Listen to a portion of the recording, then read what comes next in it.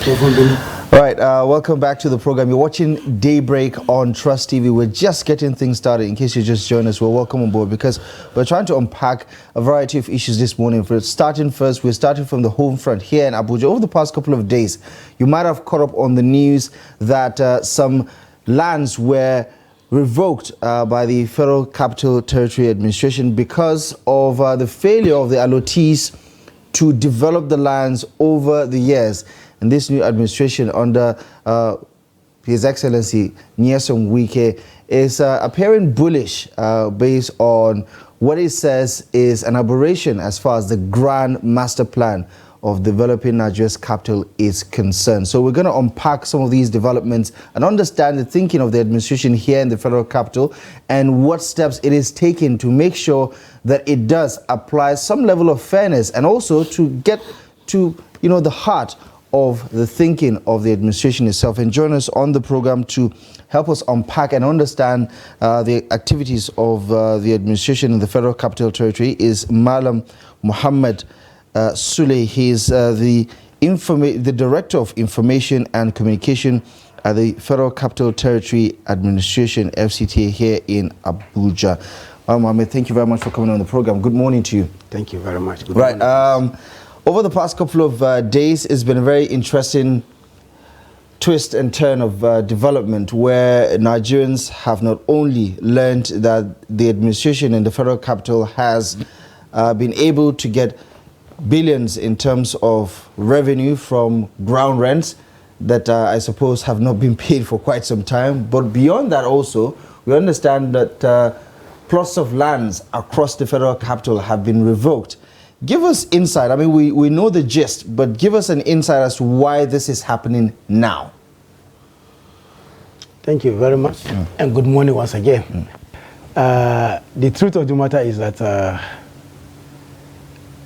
the Federal Capital Territory itself, it was created in 1976. Government alone has been funding every developmental stage. From the formation stage, its embryo stage, up to date. Today we have the master plan that we are working on since inception, and that we have been following it religiously.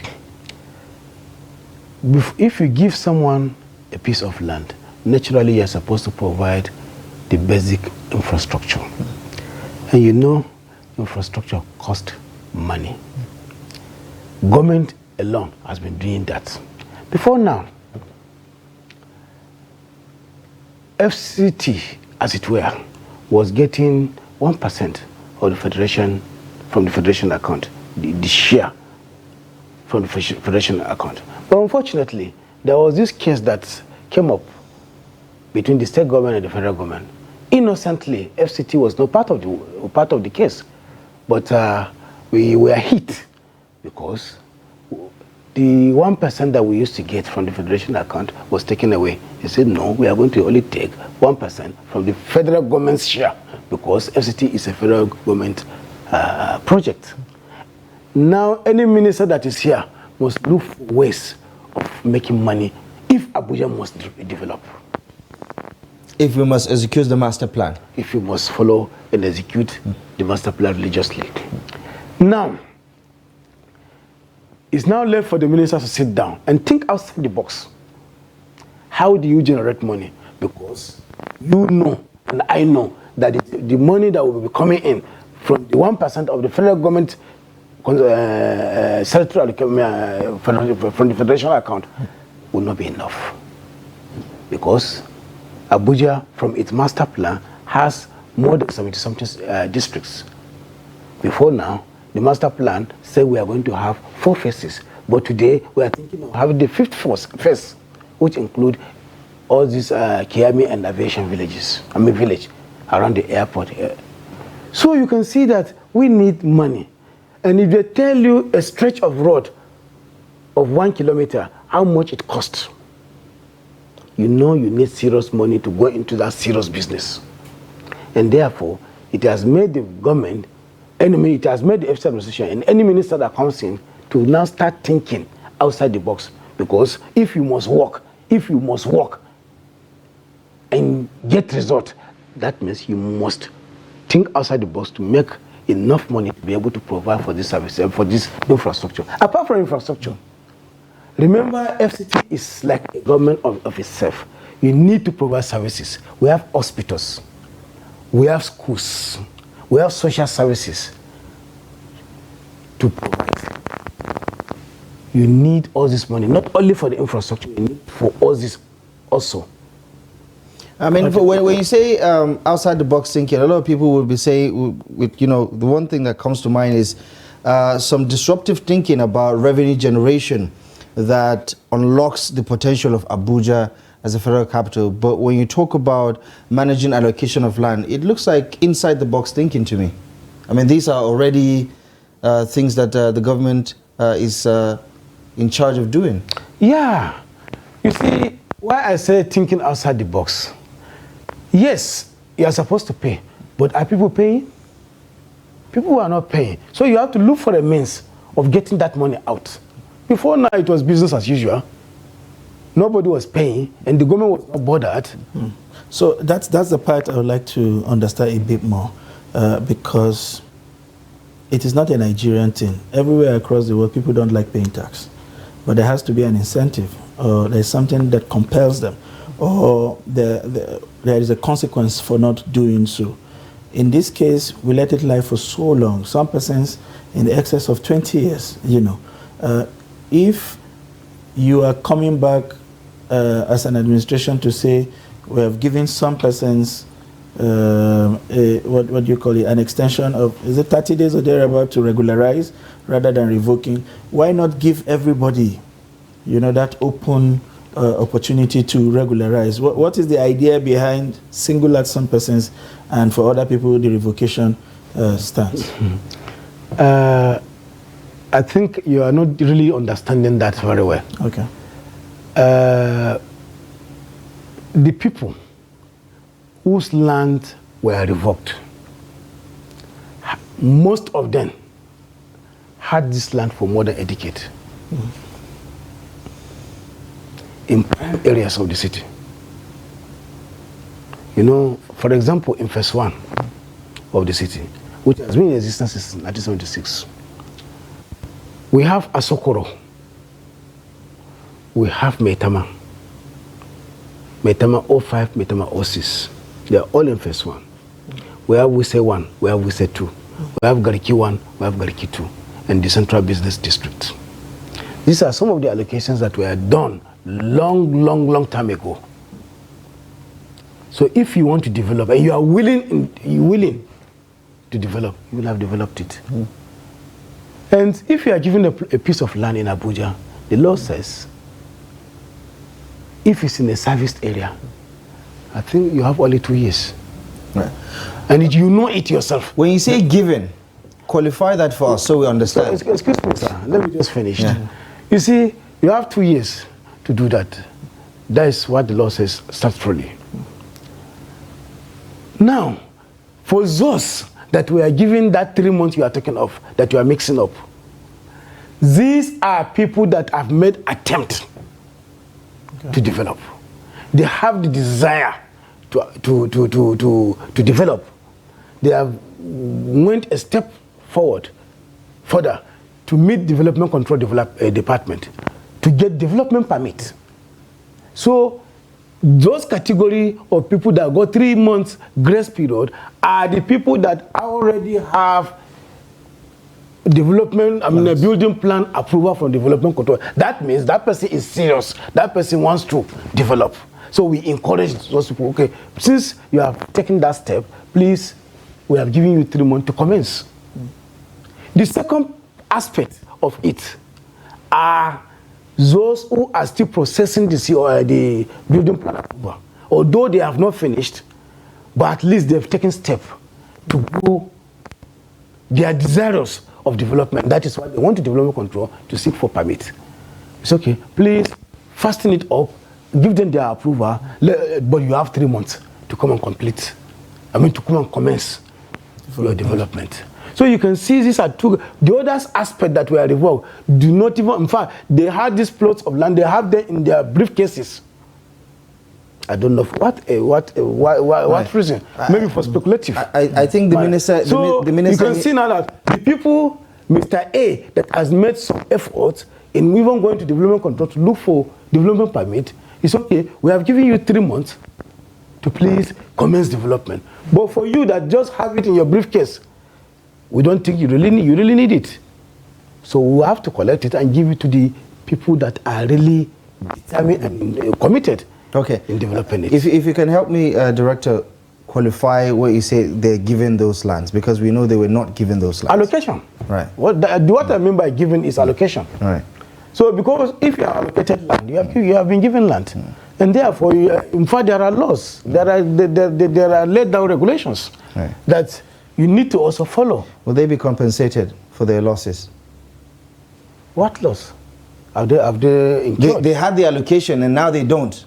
Apparently, you're saying they are not losing anything? I was even thinking we are going to encourage the FCT administration to ask them to pay for damages. I don't have a dog in the fight, so I can't necessarily pick sides. Because I was expecting you to... No. Because I was expecting you to say, FCT administration has tried for giving them all this long period, and therefore they should be punished. I don't know about... okay, what I understand from... I hope you understand the weight of... I understand that it's your prerogative to make the case for the FCT, right? And that is your job. No. You're just doing your job, and I don't blame you for that. Let me do mine and just ask the questions. Let's look at this. I'm just going to stick to asking the questions and not taking sides. So let me understand. They did pay something to get those lands, right? They were not just sitting in their bedrooms. Why did you pay? Are you saying they got those allocations for free? Excuse me, sir. If you want to apply for a plot of land in Abuja, what you need to do is to go to Aegis, collect a form which is free. You pay 100,000 naira. That is all. When you pay, and the administration allocates it to you, it is yours. But you have a duty to develop it, because we cannot be working in the city and be seeing undeveloped plots, bushes inside the city center. Is that okay? Because in fact, that is even going to be a threat to our security. Okay. Well, the point, some of the things would like to understand arising from this new action of the FCT administration is, what role is the administration doing to self-purge? Because some of these allocations are scrupulous allocations that were perpetrated or rather fast-tracked by officials of the FCT, where who have been in charge of this supervision for so long, and it appears nothing is happening. Is there something they are doing inside to make sure that when people apply for this land, even if they have not gotten approvals, they sort of show you some kind of commitment to indicate that when you allocate those lands, they are going to develop them immediately? You see, from the form that you fill, requesting for plots of land in Abuja, there are certain, unfortunately, I didn't know that this question was going to come up. If not, I would have come with a sample of the land form. When you look at it, there are certain things there are certain questions that are there that you have answered. And by implication, you are telling the government that you are ready, you have the funds. Unfortunately, the form, I don't really have access to it now. Even though when you see it, you try and look at it, you understand what I mean. Because when you are given a plot of land, we assume that you have the capacity to develop. Because every Nigerian has equal right in Abuja. All right, talking about those defaulters that were published, I mean, when I saw those publications, it felt like almost everybody in Abuja was a defaulter. Can you bring us to speed? Yeah, I understand. I'm just talking about the volume. It does appear that those of us, well, I'm putting myself, in it, who are in default are probably, I mean, the number is huge. Can you bring us to speed to how Nigerians have responded since the move to get people to start paying has been? You see, before I answer that, I think I need to make this clear. Yes, there are many people involved, especially when you look at the volume, the number of people that were affected. But there are so many who are diligent people, diligent Nigerians, people who are patriotic Nigerians, that pay their tax as at and when due. Their names were not there. For example, I want to show an example of myself. The house I'm staying is mine. Was sold to me during the monetization process. The Obasanjo's administration. Yes. What I did, there was a committee by the previous FCT administration to recover this money. Attempts were made even by the previous administrations to make it, to recover this outstanding ground rent. I happened to be a member of the committee. In fact, I was even the chairman of the publicity subcommittee of that committee.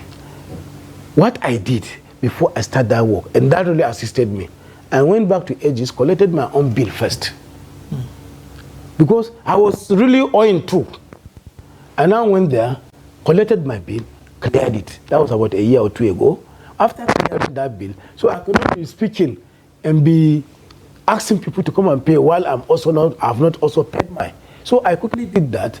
So many people who are patriotic enough, they are paid. Today, the volume of the people you have seen, we have about 66,627 people who have not paid. And those are the people where we published, we did publication with their names. And out of this, people are really paying. People are really responding. I remember there was one of our professional colleagues, because many a times, if media organizations have problem with the FCT, they come to me. And I try to take it personal, because it's my constituency, and I must do it for them. So I went to Aegis, and one of our information officers who was in Aegis on posting, I asked him to please get this done for social media. I don't want to mention the social media organization. And he got it. I was still calling him. I said, you have not done what I asked you to do since afternoon. He said, Oga, this place. I said, where are you now? He said, I'm still in the office. That was around 8 in the night.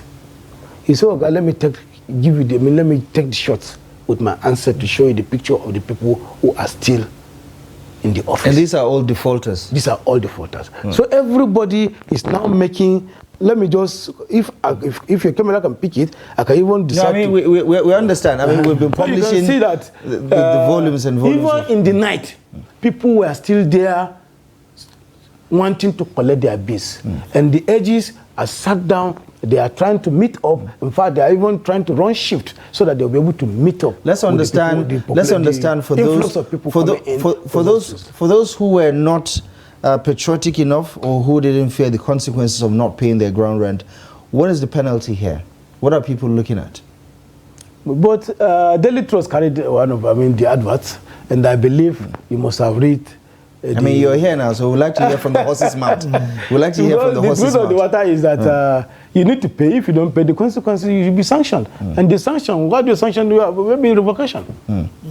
Okay, so why? Let's understand if there is a goal of the administration right now under the minister, because we understand the temperament of the minister. He's someone who appears to be high-handed in most cases, and he's not been shy to share his thoughts about what is going on in the FCT. As far as he's concerned, we've missed our path in developing the federal capital, and there's a need for a robust approach to addressing this misdirection, to reposition the path towards developing the FCT. Give me your thoughts on why it appears that there is no room for mercy when it comes to addressing the master plan of the FCT, because it's safe to say that there was very little engagement with those people who are allotees of these lands to say, okay, listen, we're not just going to come out banging. We're going to engage you and try to understand if you're willing to actually develop the land. But it does appear that he just, went with the nuclear option. Before I answer this question, I think I need to correct this impression you have just said. His Excellency, the Minister of the Federal Capital Territory, Western Wike, is not the way you are describing. How did I Because you describe say him? high-handedness. That's not too nice. A word to describe somebody who is this patriotic, to develop. Nobody said he's not patriotic. I said he's not. What I said, if I can rephrase. The word high-handedness. If I can rephrase. I mean, nobody is new to Governor Nelson Wike, with all due respect. It has nothing to do with his track record. I'm talking about his personality, his brash. Okay, if you don't like high-handedness, we can replace it with brash, in the sense that he's not going to mince words. He's going to say it the way he feels it, and that in itself is quite unusual for public officers, at least. So that is the whole idea of it. It's not to, speak ill of his personality per se. You see, why I really pointed out that, because I was expecting you to have commended his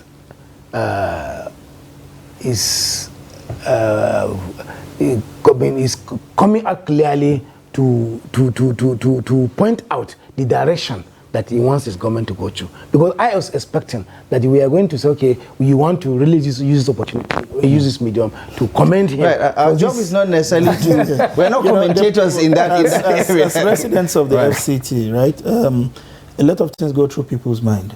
And it's not a particularly very pleasant time for a Nigerian. When you take the bigger picture, whether it is coming out from Naira's scarcity and people, the economy is in a bad shape, or even 2 recessions in the space of 8 years.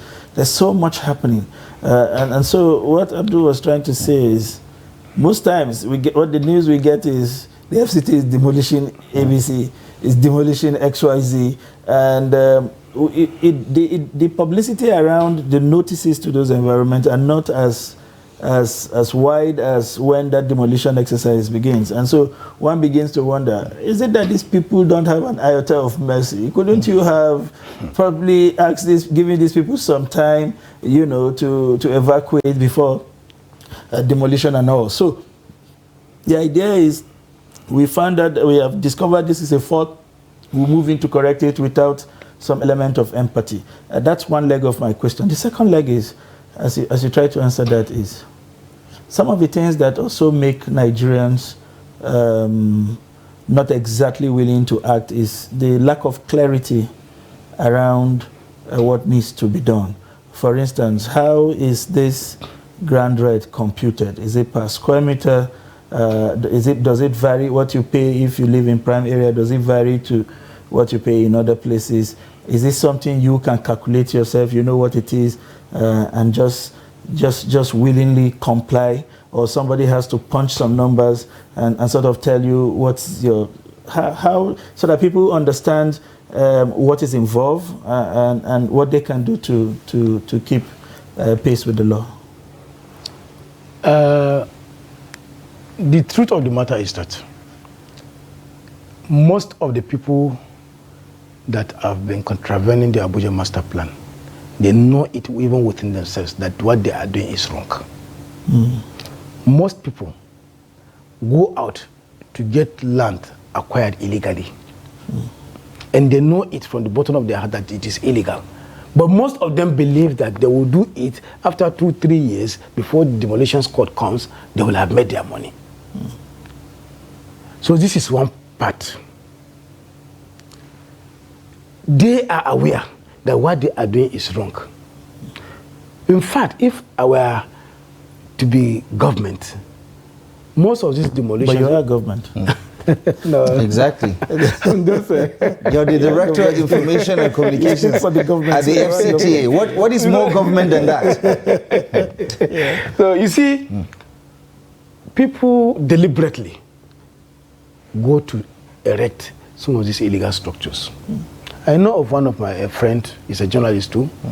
Some time ago, he rented a place in Jabi. Unfortunately for him, after payment, I think he didn't enter the house 2 weeks. Demolition came in. But the guy that built that illegal structure has already made his money. He has collected his money. And he knew from the onset that what he was doing was wrong. Yeah. In fact, I know of structures coming in Abuja, they will go there today, mark it, before you know it, structure is completed. They build even at night. Okay, give me a just to double down on that, because I think the conversation is going in the same direction. Give us an understanding of how the government considers its balancing act between having to appear no-nonsense because a structure violates a plan, and also applying empathy to say, okay, we understand the humanity that needs to go into the thinking of the government, especially with regards to allottees, for instance. I mean, how do you decide where you apply the hammer and where you have to apply, you know, the carrot and say, okay, let's consider ABC? You see, the government itself in FCT, and the players, we are all human beings. We are Nigerians, first and foremost, before we became officials of the FCT administration. And whatever action or inaction we are taking, we always consider the people involved. But be that as it may, there is no way you can allow illegality to continue. What do we do in FCT? Even by removing such structures, we are doing it in your interest. Because the moment we leave the city to be the way people are doing, are developing it, I don't think the media will not even leave us. The media will not leave us because they will go there and they will point it out where so thing is happening, and we are not taking action. Okay. So, whatever action the FCT administration is taking, I want to assure you that we are taking such actions in the interest of those people that are staying in those places. Okay. Let's talk about those revocations. Is this all the land that needs to be considered for revocation? Are these all of them, or is this just first batch? For now, this is what we have. Okay. Brings in the question then that if this is not all of them, there appears to be... No, sorry. Yeah. I think what I mean by for now, because we have a government in place. He has a direction. And this is so far what he has done. I don't want to say that this is the end or this is the beginning. Okay, and I'm not saying that is the case, but there is a conversation that is permeating around selective justice, that there are some others also who perhaps because of their association with the party in power might not necessarily get the hammer on them, and there are some people in that list that stand out because they are opponents, political opponents of the administration. Give me the position of the government about certain political figures who have been identified as to whether or not this is a political witch hunt, and that's why their lands are targeted. Abdullah, your questions are usually laughable. Because I wouldn't say usually. This is the first interview you and I are having, so I wouldn't say laughable. Why I'm saying this really is, it seems you have not even done your homework very well. Because by the time you look at those lists we published, do you know that there are plots owned by the FCT administration agencies that were part of it? Abuja Investment Company Limited's plots were there, so many. Yeah, but that's not the question. There are plots there for Education Secretariat. Yeah. Secondary Education Board. Check it very well. No, but that's not the question. I'm not talking about.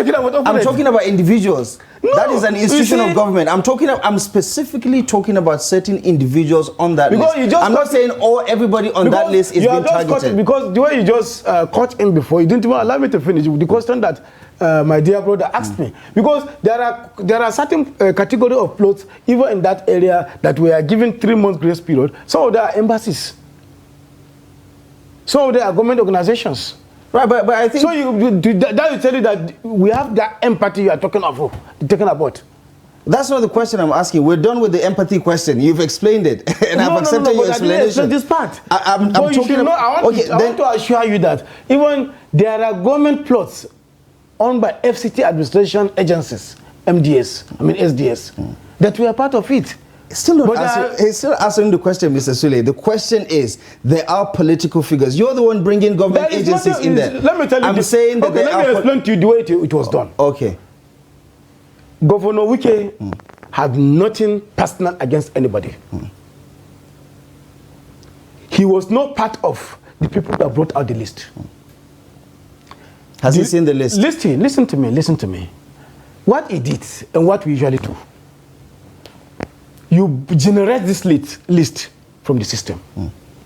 When you go to Aegis, what you do is, what do you really want? I am looking for plot A, B, C, C, C, C that is doing this. You query the system. The system brings them out for you. In fact, part of the ground rent, the people that are supposed to pay ground rent on the list, even Aegis is there. 4.1 million. So if Aegis itself, that is bringing out this list, did not remove its own name, why are you bringing the issue? I don't think that adds any credibility. When it comes to the FCT, because we have to wrap things up. We have to wrap things up. Okay, we don't have time. I just want to get a final. Did the minister see the list before it was published? Before the revocation was made, he saw the list. The truth of the matter is that there's nobody that has power to revoke or to give land in the 8,000 square kilometers. You have a very good way of not answering my question. I asked you a very simple question. Did the minister... Well, listen to me now. Yeah. Listen to me. I'm like, you see, the truth of the matter is that nobody in this country can give you 1 square meter of land without the express approval of the Honorable Minister. All right. So that's nobody can revoke your land in Abuja without the approval of the Honorable Minister. Okay, so that's a yes. Settles it. That's a yes. Interesting conversation. The FCT is an emotional city, if you like, and the big part of this is what happens with land and properties. It's not an oil-producing state. You now know why all of the interests are on its prime property. I want to thank you very much for coming. Thank you very much. Providing this insight. I'm sure this is the beginning of a long journey. We will continue to have this engagement so that people understand how the administration is going, what direction it is headed, so that they can also follow it. We've been talking to Malam Sule, who is the Director of Information at the FCT, who's thrown a bit more light, on the development around ground rent payment and revocations that have happened in the Federal Capital Territory. And that's it on this segment of the show. We will take a quick breather, and when we return, the show continues. Please don't go away.